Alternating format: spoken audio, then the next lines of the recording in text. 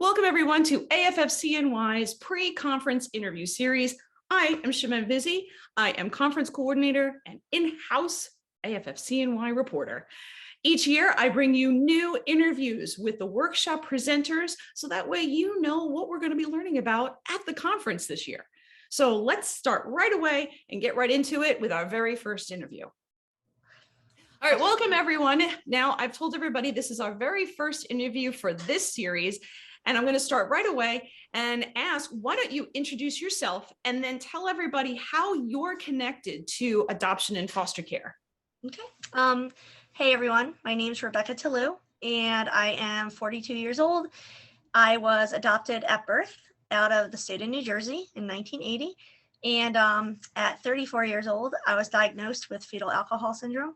So I am actually, I'm an advocate for anything associated with FASD.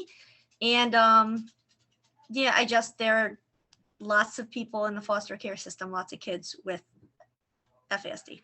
You took this personal story and you decided in some way to share it more public, meaning I see that you said that you wrote blogs, you've done videos, you even wrote a memoir, if I'm not mistaken. I did. What made you go from a personal story to something so out there for everybody? So once I got diagnosed, everything in my life made so much more sense. And I want to be a voice for those that can't be or are too scared or just don't know if they have an FASD or not. It's 1 in 20 kids in the US in a classroom that have it. And I just want to make people aware of it. It's 2.5 times as more common than autism. No, I don't want to overstep and ask this question, but if you can give us what kind of why was it something that it took so long to get diagnosed? Was there something that popped up and you went, okay, something's not quite right here? You don't have to share. I mean, I don't want to get too personal. I'm sure you probably share some of that in your presentation, but just Sure. So as a baby, I had some symptoms of it. I had facial features of fetal alcohol syndrome. That was 1980.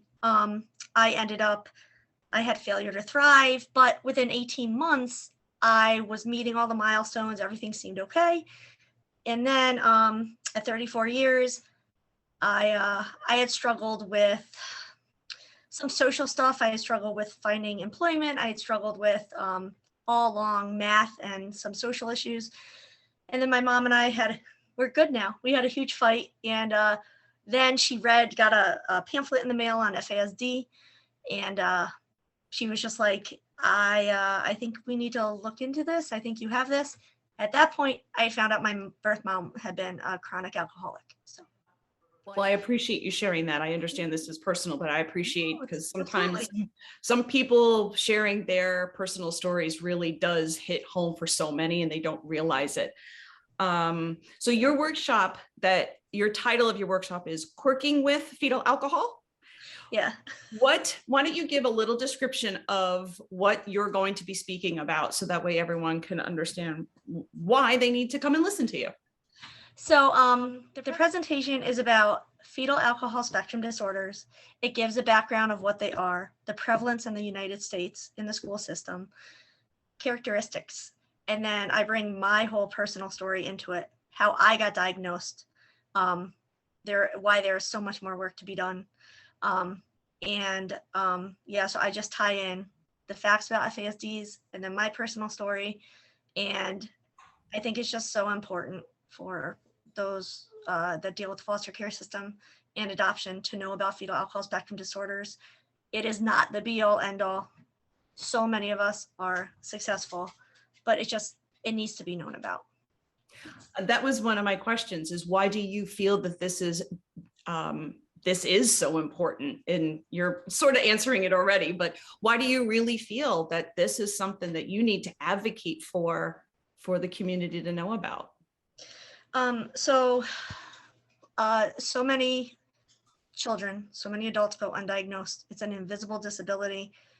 A lot of us struggle throughout our entire lives, and it's misdiagnosed as ADD, ADHD.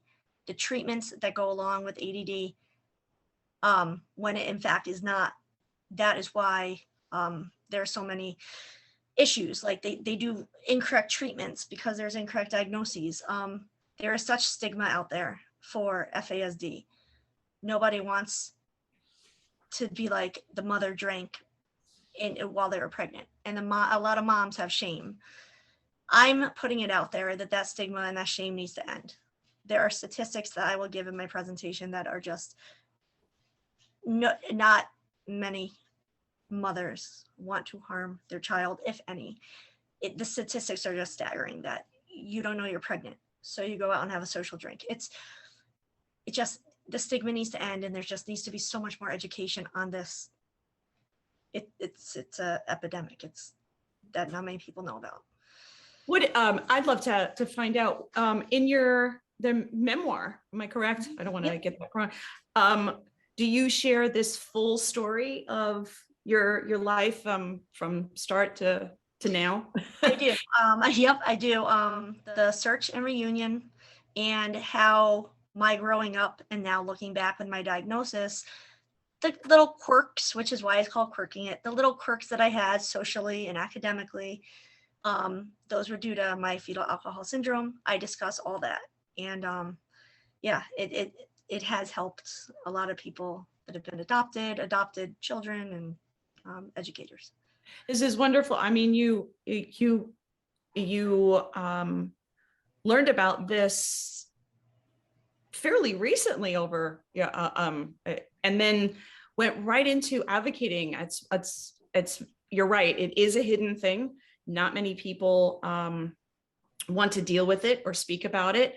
And what I love the fact about this presentation is the fact that we're getting, instead of just the professionals version of what we see of statistics, we're getting a person's real life perspective, which is amazing.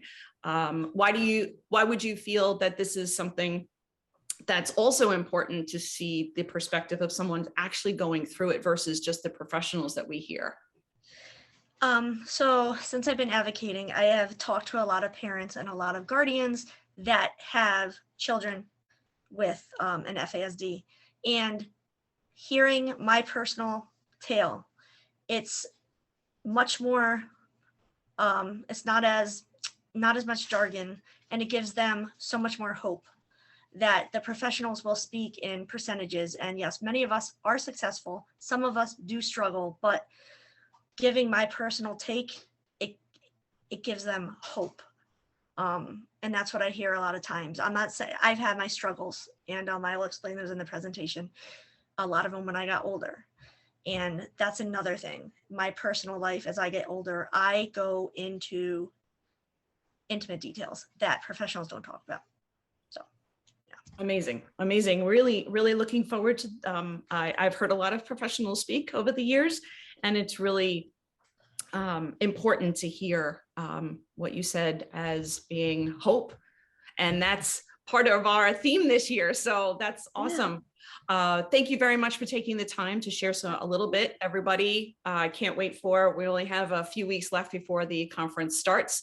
So remember, you can always message us and follow us on social media, so that way you can find out more about the conference in May. Thank you so much for joining us.